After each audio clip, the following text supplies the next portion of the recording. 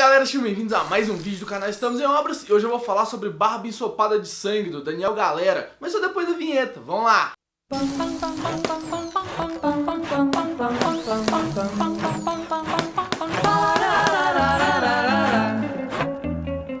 Esse livro aqui conta a história de um protagonista sem nome, e eu só fui perceber isso quando eu fui fazer o roteiro pro vídeo, que eu percebi, uai, cadê o nome do personagem? Não tem. E depois vocês vão entender o porquê que é tão legal ele não ter nome, mas esse personagem muda pra uma cidadezinha litorânea de Santa Catarina chamada Garopaba. Ele vai pra lá por 3 motivos. O primeiro deles é pra tentar superar a morte do pai. O segundo é pra se autodescobrir, porque ele tá vivendo um momento difícil da vida dele. Ele é professor de educação física, trabalha com aulas de natação, foi triatleta por um tempo, treina também triatletas voltados para competição, e ele tá tentando se descobrir, entender o que ele tá querendo fazer no mundo. E a terceira coisa é descobrir como o vô dele morreu na tal cidadezinha de Garopaba. Para deixar isso mais claro, vamos juntar isso daqui e falar logo de cara do primeiro capítulo desse livro aqui, que é um primeiro capítulo assim, destruidor. Foi esse capítulo que foi levado pra Granta, que é a revista que juntou os 20 melhores jovens escritores brasileiros, e já na Granta eu tinha gostado muito desse capítulo. Ele tem um tom diferente do resto do livro, e ele é basicamente um diálogo entre o protagonista e o pai dele. E eu acho que esse é o capítulo mais bonito do livro inteiro, assim, dentro de cada uma das sutilezas que ele carrega. É o pai chamando o filho na casa dele pra contar que vai suicidar, que não tem mais nada pra fazer na vida e que vai suicidar por causa disso, e pedindo o filho pra levar a cachorra no veterinário pra ela poder ser sacrificada. E você imagina a situação do seu pai virando pra você e falando, filho, eu vou me suicidar. É aquela coisa, seu pai já decidiu o que ele vai fazer e nada do que você falar pra ele vai poder reverter a situação. Então você vira um portador de um segredo que mais tarde vai vir à tona, e que você fica com aquela consciência pesada, tipo, meu Deus, eu podia ter feito alguma coisa, mas no fundo você sabe que não podia. E a coisa mais bonita desse capítulo são os diálogos, assim. Eu acho que o diálogo é o grande forte de Barba Ensopada de Sangue. Primeiro que começa que ele não tem nenhum indicativo de fala, não tem travessão, não tem aspas, não tem nada, e não tem nenhum daqueles verbos de ação também. Por exemplo, ele disse, ele falou, ele afirmou, nada disso. São diálogos diretos, e na hora que a gente vai lendo, o negócio flui de uma maneira impressionante. E o mais legal é que eles fluem com sotaque. Eu já falei que o protagonista se muda pra uma praia de Santa Catarina, mas ele é de Porto Alegre, então ele é um gaúcho em uma terra catarinense. E a todo momento esse livro aqui pedia que eu lesse ele em voz alta. E o sotaque gaúcho é o único sotaque que eu consigo imitar, aquele sotaque que consegue mais rodar na minha cabeça. E eu lia com o sotaque, assim, não tinha outra forma de eu ler. Eu, com meu mineirês falando, não calhava com o tom do livro, tinha que ser com o sotaque gaúcho mesmo. Ele pedia esse sotaque gaúcho, e o mérito disso todo é do Daniel Galera, que conseguiu construir diálogos muito bons aqui, diálogos muito realistas, que a gente pensa que estão acontecendo do nosso lado mesmo. O outro ponto forte do livro aqui são as descrições, só que esse é um ponto forte que é meio controverso. O Daniel Galera descreve muitos cenários e situações, o que ajuda muito na imersão da cena, só que deixa o livro um pouquinho mais lento do que o normal. Tem gente que gosta, tem gente que não gosta desse estilo de escrita. Eu tô no time dos que gostam, e a descrição de Barba Ensopada de Sangue pra mim foi um grande diferencial do livro, principalmente junto com os diálogos. E se eu não falei muito dos acontecimentos do livro aqui, é porque não acontecem grandes coisas. O personagem principal e as mudanças que ele tem no comportamento, na forma de ver o mundo, é que são o mais importante aqui de Barba Ensopada de Sangue. A relação dele com a família é uma relação muito complicada, assim. Ele tem uma relação muito difícil com o irmão, ele não conversa com o irmão, na verdade, porque ele viu a namorada dele indo pra São Paulo, ficando hospedado na casa desse irmão, e os dois começando um romance. Então ele perdeu o grande amor da vida dele pro irmão. A relação dele com a mãe também não é uma relação muito boa, e o único laço familiar maior que ele tinha era com o pai, que foi contar pra ele que ia suicidar e acabou se matando. Então ele vai pra essa cidadezinha pra poder se conhecer, poder ver que ele pode ficar sozinho esse tempo, porque ele vai pra cidadezinha sem conhecer ninguém. E esse arco de descoberta do personagem, ele descobrindo essas relações familiares, ele descobrindo que pode ficar sozinho, é o que mais marca aqui no livro. Tem um outro personagem que talvez seja o segundo mais importante, que é a cachorra do pai. Porque igual eu falei, o pai pediu pra ele levar ela no veterinário pra ser sacrificada, só que o protagonista não teve coragem de fazer isso e levou ela pra Garopaba com ele. Isso na literatura brasileira e até mundial, a gente tem um histórico de cachorros que são muito importantes. Tá aí a Baleia de Vidas Secas, pra não me deixar mentir. A cachorra desse livro aqui, que é a Beta, é um personagem muito importante também, porque ela tá o tempo inteiro ao lado do personagem principal, ela ajuda ele em momentos difíceis. Na parte final do livro, que é a parte mais tensa assim da história, ela tá do lado dele o tempo inteiro, ela não abandona, é um personagem muito importante ali dentro e entra no grande hall de cachorros da literatura brasileira. E um outro ponto importante desse protagonista que tá buscando a própria identidade é que ele não consegue identificar rostos. É uma característica que ele sempre teve, então se ele vê uma pessoa uma vez, ele conversa com a pessoa de boa, pessoa, aprende como que é essa pessoa, e se ele vê essa pessoa no dia seguinte, ele não reconhece ela mais. Ele pode reconhecer pela voz, pelos trejeitos, e aí entra um ponto importante dele, é que ele vai ser mais observador do que a gente, como natural, porque ele vai precisar saber algum ponto específico da pessoa e que é só dela para ajudar ele a identificar no futuro. E com isso ele torna uma pessoa muito mais agradável de conviver, porque ele vai buscar alguma coisa em você que as outras pessoas não estão acostumadas. E isso vale para ele mesmo também, porque como ele não identifica o rosto de pessoas, ele não consegue identificar o próprio rosto. E olha que irônico que é isso, é um personagem que está buscando autoconhecimento e que não consegue se reconhecer perante um espelho. Então essa é uma característica muito legal que o Daniel Galera colocou no protagonista aqui e que ajuda muito a construir a personalidade dele. Mas agora que eu falei do personagem em si, né, deu uma pincelada um pouquinho, acho que é bom falar do tom do livro, como que ele se constrói. Quando ele chega em Garopaba, e eu não achei o trecho exato aqui do livro, eu acabei não marcando ele porque eu tava na rua, mas ele diz que a vida desacelera. E a partir do momento que ele chega em Garopaba, o livro também desacelera. Igual eu falei, não é um livro de grandes acontecimentos, de coisas que vão te deixar uau, o que tá rolando aqui, mas são pequenas coisinhas da vida cotidiana que vão sendo pinceladas pelo Daniel Galera para construir o cenário geral do personagem. E o livro acompanha exatamente isso, assim, ele vai no ritmo da cidade. Pensa que ela tá localizada no litoral de Santa Catarina, aquele lugar que é muito bombante durante o verão, mas durante o resto do ano é aquela coisa parada, que só os moradores estão lá, e o personagem principal chega lá numa baixa temporada, então ele pega só a população local mesmo. E a narrativa segue essa morosidade também, a gente vai acompanhando bem aos pouquinhos o que acontece na vida dele, até chegar mais ou menos na parte final do livro, nas últimas 100 páginas, que é quando o personagem principal surta e a narrativa dá uma quebra. Ele sai da cidade andando, acompanhado pela Beta, e começa a ir por diversos lugares, andar no meio da mata, tendo delírios no meio desse caminho, e a narrativa acompanha também esse ritmo dele. Esse ritmo um pouco mais frenético, um pouco mais perdido que ele tem aqui, a narrativa dá essa quebra também. E todas essas mudanças e nuances que são tratadas aqui, é tudo culpa do Daniel Galera, que ele escreve bem pra cacete. Se vocês já ouviram alguma crítica sobre ele falando bem da escrita, é muito verdade, assim. Tudo que eu li sobre ele tá comprovado aqui em Barba e Ensopado de Sangue, que ele tem um domínio da linguagem muito bom, ele sabe envolver o leitor de uma forma bacana. E esse livro aqui me deu muita vontade de ler os outros livros dele, principalmente o Cordilheira, que é um livro muito elogiado. E todos esses pontos juntos fazem com que o livro seja um livro muito bom. Eu tenho um problema particular com ele em dois pontos chaves da história, assim, no meio e mais ou menos no final, que eu acho que no meio ele perde um pouquinho o tom na morosidade da história. Ela vai muito devagar, acontecem vários nadas no meio da história que não acrescentam tanto, mas é um problema meu, assim. Eu acho que a composição do cenário tá bacana, a composição das situações tá bacana, o personagem principal tinha que passar por aquelas situações, mas eu, como leitor, não me senti muito bem lendo esses trechos. Eu senti um cansaço mesmo, assim, bati aquele tédio de ler o livro nesse momento, e esse tédio voltou um pouquinho no final, na hora do surto do personagem, que eu não via a hora do surto terminar. Ele tava andando,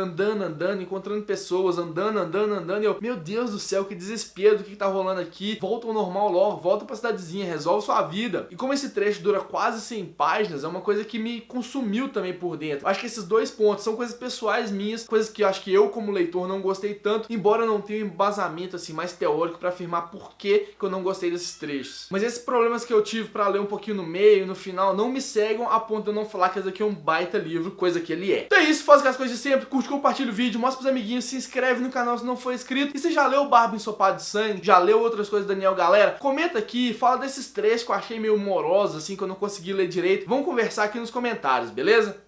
Um beijo e até o próximo vídeo.